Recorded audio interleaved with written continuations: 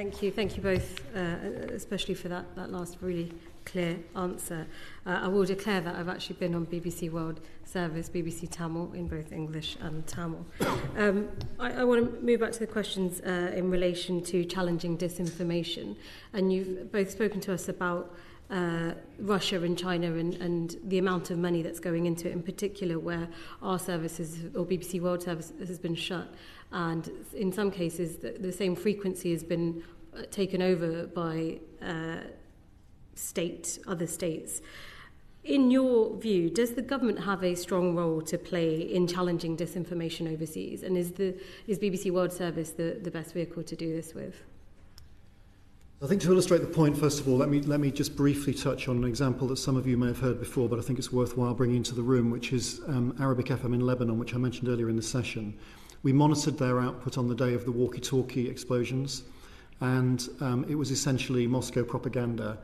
It was essentially telling audiences that the route to a more stable Middle East was stronger ties between Moscow and a range of capital cities around the Middle East. So it's for the Foreign Office and others to assess the dangers of that, but I think we'd all be concerned about that. Let's put it that way.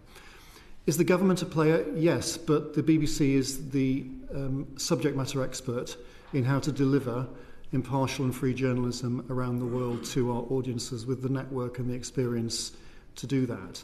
And for reasons that we discussed in response to colleagues' questions in the room in the last half an hour or so, we believe that's becoming an imperative battle.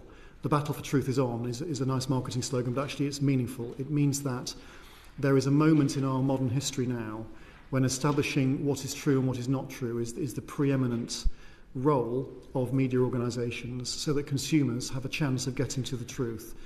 And we always say pursuing truth and enriching knowledge is our mission. Enriching knowledge implies to me that the knowledge that you are imparting needs to be based on fact and verifiably true. And that is something we hold dear to our services. So the government, of course, has a role. All governments in free democracies have a role. But in terms of the practical application of the discipline of journalism, the government are not the experts, and I don't think we claim to be the experts. That's what the BBC's done for 100 years, and we think we're in a very strong position to play a massive leading role in that. I mean, directly, the BBC is a unique asset to deliver exactly what you're talking about. And it's all about trust. And the BBC's not perfect. We don't get everything right, but look at the trust scores. If I want cheering up, I almost go anywhere in the world and talk to people on the ground about what the BBC is. We're currently investing 137 million of government funding in this. We have to make a decision.